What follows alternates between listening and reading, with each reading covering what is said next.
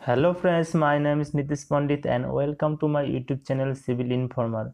So guys, आज का topic है हायर इंजीनियरिंग इंट्रोडक्शन। आज कुछ बेसिक थ्योरी में डिस्कस करूँगा। ओके, तो गाइस इस वीडियो में मैं सिंपल टर्म में हायर इंजीनियरिंग डिस्कस करेंगे और टेक्निकल नॉन टेक्निकल दोनों ही होंगे, बट सिंपल ज़्यादा बात करेंगे जिससे हर किसी को समझ में आ सके। Okay, so let's start the video.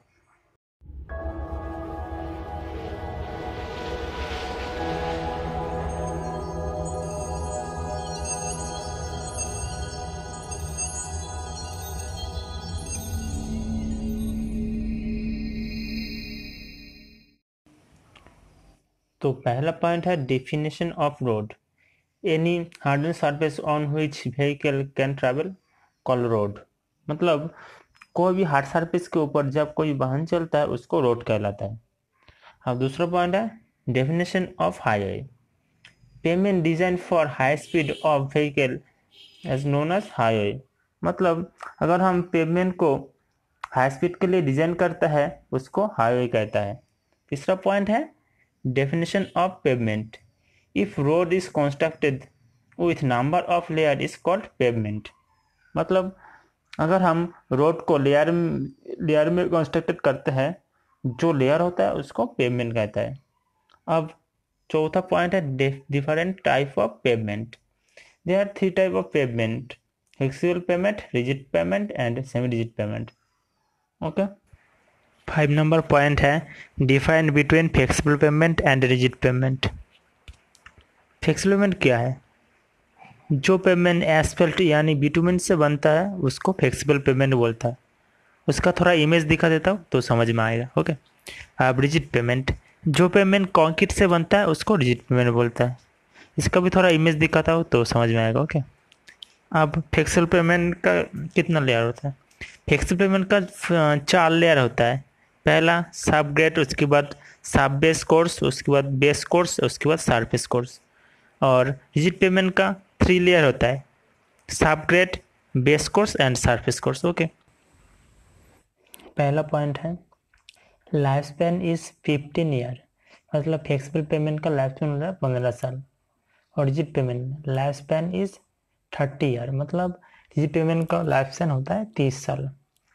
अब दूसरा पॉइंट है यूज बाइंडर मटेरियल बिटुमिन। मतलब फ्लेक्सिबल पेमेंट में बाइंडर मटेरियल यूज होता है बिटुमिन। और रिजिड पेमेंट मतलब यूज बाइंडर मटेरियल कंक्रीट। मतलब रिजिड पेमेंट में बाइंडर मटेरियल यूज होता है कंक्रीट।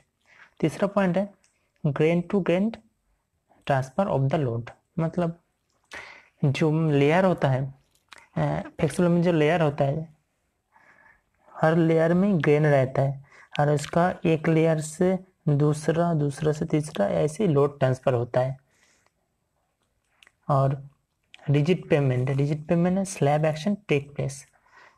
मतलब रिजिड पेमेंट में जो सरफेस लेयर होता है उसमें उसको स्लैब में, मतलब स्लैब एक्शन टेक प्लेस, मतलब इसकी स्लैब की तरह ही काम करता है। ओके, अब चौथा पॉइंट है initial cost is low but maintenance cost is more. मतलब फ्लेक्सिबल पेमेंट का इनिशियल जब तैयार होता है उसका कॉस्ट कम लगता है, और मेंटेनेंस कॉस्ट जब पेमेंट खराब हो जाए ठीक करने का उस टाइम मेंटेनेंस का कॉस्ट ज़्यादा लगता है। और रिजिड पेमेंट में ऐसा नहीं है। रिजिड पेमेंट में इनिशियल कॉस्ट इज मोर। मतलब इनिशियल जब पेमेंट तैयार करता है उस टाइम कॉस्ट ज़्यादा लगता है, but maintenance cost is low, और मेंटेनेंस खर्चा कम होता है। ओके, अब 5th नंबर पॉइंट है टेक लो लोड।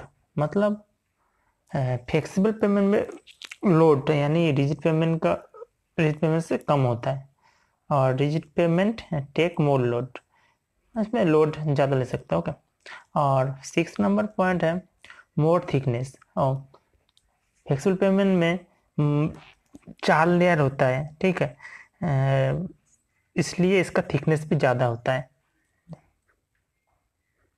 और रिजिड पेमेंट का थिकनेस कम होता है, यानी इसका लेयर भी कम है, 3 लेयर है। ओके, इसलिए ऑफ 7 नंबर है ज्वाइंट आर नॉट रिक्वायर्ड, मतलब फ्लेक्सिबल पेमेंट में ज्वाइंट की जरूरत नहीं होता है। और ज्वाइंट आर रिक्वायर्ड मतलब डिजिट पेमेंट में ज्वाइंट जरूर है। और जो ज्वाइंट रहता है उसको लॉन्गिट्यूडिनल ज्वाइंट बोलता है, और भी ज्वाइंट है, और एक नेक्स्ट वीडियो में डिटेल्स में बताऊंगा। ओके, अब 8 नंबर पॉइंट है damage by oil and chemical, मतलब जो फ्लेक्सिबल पेमेंट होता है इसके ऊपर कोई ऑयल केमिकल गिरेगा तो पेमेंट खराब होता है।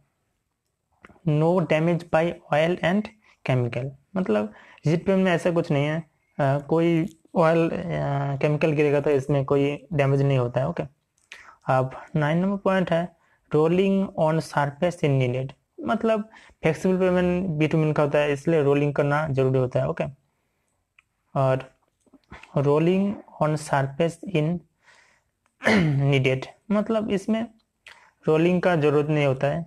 ओके, कंक्रीट का होता है, ऐसे लेवल होता है। अब लास्ट पॉइंट है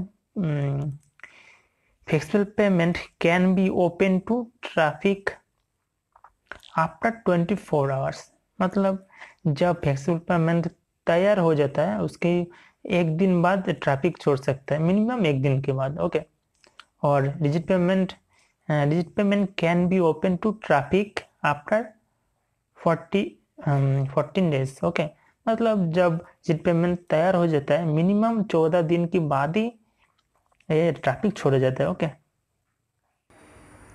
तो उम्मीद करता हूँ मेरे कोशिश आप लोगों के लिए यूज़फुल और इन्फॉर्मेटिव रहेगी और जानकारी ज़रूर पसंद आएगी। जानकारी पसंद आए तो ज़्यादा से ज़्यादा लाइक और शेयर करिएगा दोस्त लोगों के साथ।